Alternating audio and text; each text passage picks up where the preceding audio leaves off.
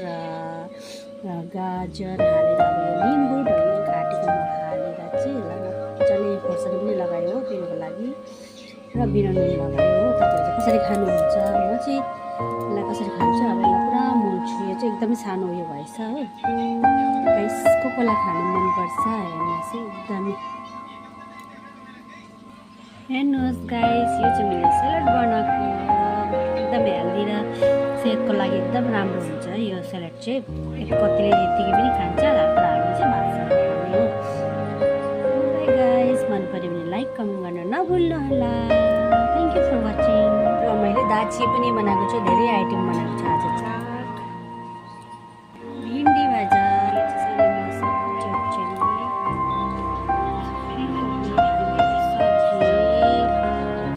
मासु है। हेर्नुहोस् है तपाईँहरू को कोलाई मनपर्छ है।